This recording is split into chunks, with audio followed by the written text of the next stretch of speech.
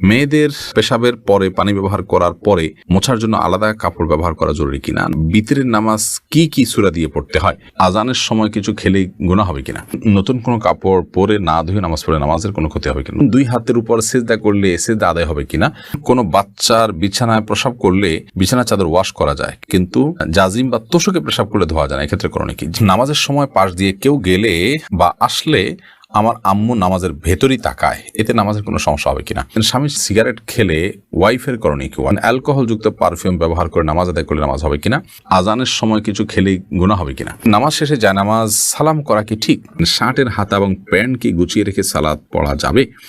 লাইলা নূর কদর এআইডি থেকে লিখেছেন, পরিস্থিতির কারণে স্বামী স্ত্রী যদি 5 বছর দূরে থাকে তাহলে শরীয়ত মোতাবেক স্বামী স্ত্রীকে কি আবার বিয়ে করতে হবে। স্বামী সিগারেট খেলে ওয়াইফের করণীয় কি, ওয়াইফ তাকে বোঝাবেন, যথাসম্ভব নিজে না পারলে অন্য কাউকে দিয়ে বোঝাবেন, আল্লাহর কাছে দোয়া করবেন, তারপর তিনি যদি ফিরে না আসেন একান্ত তার গুনাহ হবে, ওয়াইফ অন্তত দায় মুক্ত হলেন। এরপর মিনহাজুদ্দিন লিখেছেন, অ্যালকোহল যুক্ত পারফিউম ব্যবহার করে নামাজ আদায় করলে নামাজ হবে কিনা, জায়েজ হয়ে যাবে, বিশেষ করে যে অ্যালকোহল আমরা ব্যবহার করি, এখানে যে পারফিউম ব্যবহার করি এটা যে অ্যালকোহল থাকে এটা কেমিক্যাল, এটা খাবার মানে যেটা পানীয় অ্যালকোহল মদ সেটা এটা না, এটা কেমিক্যাল মাত্র।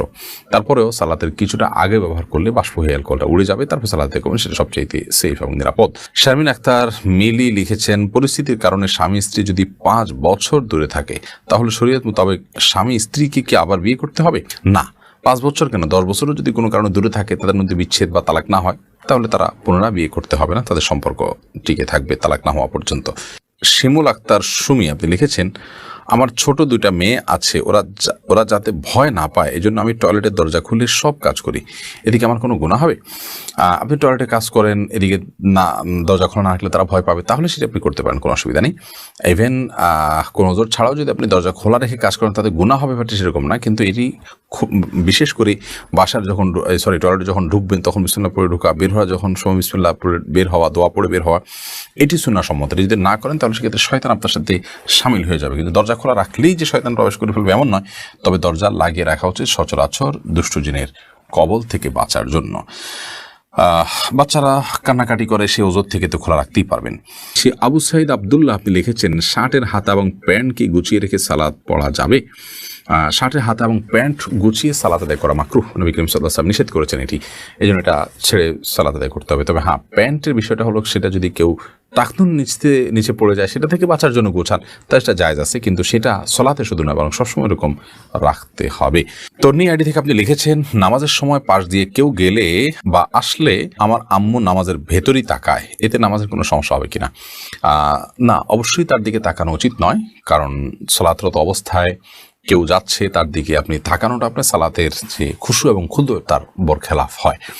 বাট যেটি করা উচিত সেটি হলো নবী আলাইহিস সালাম বলেছেন, তোমার সালাতের সামনে যদি কেউ যায় তাহলে সেক্ষেত্রে তাকে বাধা দাও। কোনো বর্ণনা আছে তাকে তার সাথে লড়াই লিপ্ত হয়, কারণ সে শয়তান, কারণ সে তোমার মনোযোগকে নষ্ট করছে, তোমার সালাতের এরিয়ার মধ্যে এসে সে তোমার দৃষ্টিকে আকর্ষণ করে ফেলছে এবং মনোযোগে ব্যাঘাত সৃষ্টি করছে, এই জন্য তাকে বাধা দিতে বলা হয়েছে। সেই বাধার অংশ হিসাবে এরকম হাত দিয়ে তাকে ইশারা দিয়ে দেওয়া যেতে পারে যদি সে টের না পায়। আর এর বাইরে তার দিকে তাকিয়ে থাকলে তো কোনো লাভ নাই, বিধায় তাকিয়ে নিজের সালাতের মনোযোগ নষ্ট করার তো কোনো যৌক্তিকতা নেই, বিধায় আপনার আম্মাকে বলতে হবে এই কাজটি করা যাবে না। ফয়সাল আহমেদ আপনি লিখেছেন, টিকটিকি দেখলে কি মারতেই হবে, প্রয়োজনে কি খুঁজে মারতে হবে, বিষয়টা নিয়ে খুব দ্বিধাদ্বন্দ্বে আসি, জানাবেন প্লিজ। না, খুঁজেই আপনাকে মারতে হবে এমন কিছু এমন কোনো বাধ্যবাধকতা নেই, বরং আপনার চোখে পড়েছে উপদ্রব করে আপনি মারবেন, কিন্তু এটার জন্য আপনি খুঁজে বেড়াবেন, এটার পিছিয়ে ঘুরে বেড়াবেন, আপনার অনুসন্ধান করে বেড়াবেন, এই কথা হাদিসে বলা হয়নি।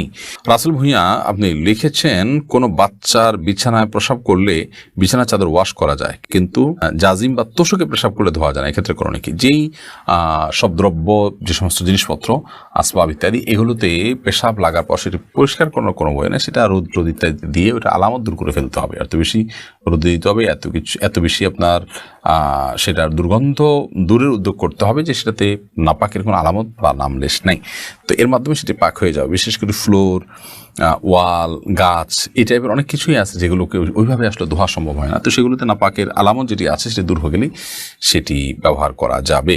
রাইসানি আপনি লিখেছেন আজানের সময় কিছু খেলে গুনাহ হবে কিনা। আজানের সময় কোনো কিছু খেলে কোনো গুনাহ হবে না। আমরা অনেকে মনে করি আজানের সময় কিছু খাওয়া পান করা যাবে না, এটা করা যাবে না, ওটা করা যাবে না। আপনি যে কোনো কাজ করতে পারেন, টয়লেটে থাকলে আপনি টয়লেটে কাজও সারতে পারেন।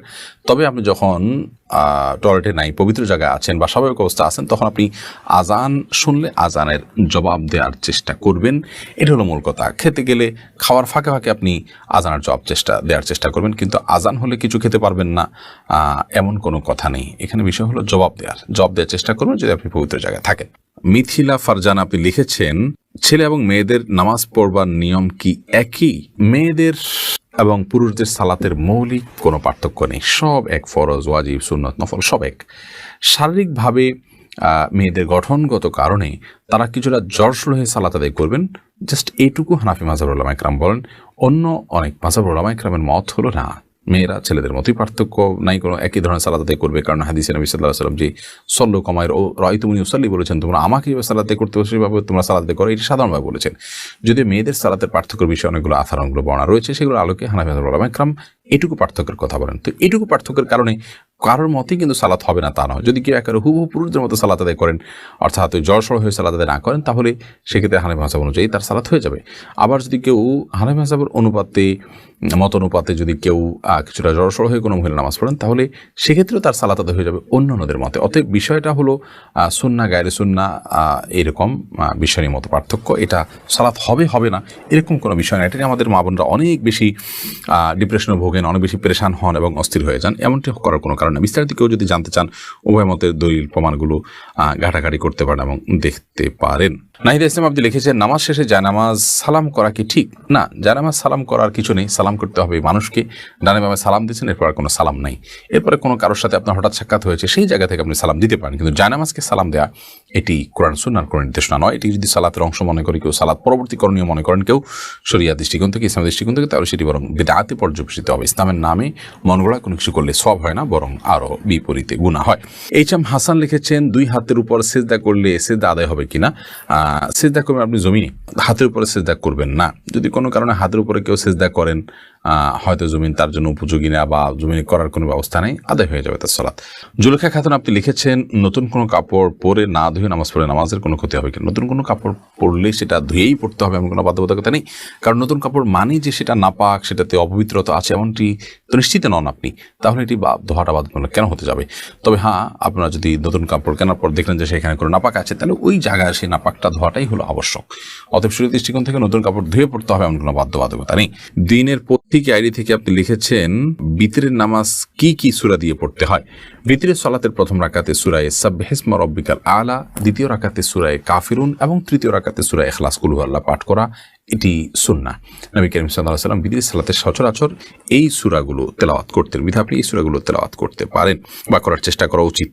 বিলকিস বেগম আপনি লিখেছেন মেয়েদের পেশাবের পরে পানি ব্যবহার করার পরে মোছার জন্য আলাদা কাপড় ব্যবহার করা জরুরি কিনা। না, আলাদা কাপড় ব্যবহার করা জরুরি না। পানি ব্যবহার করার পরে যদি নাপাক দূর হয়ে গেছে মনে হয়, তাহলে সেটি যথেষ্ট। আলাদা করে কাপড় ব্যবহার করার প্রয়োজন নেই।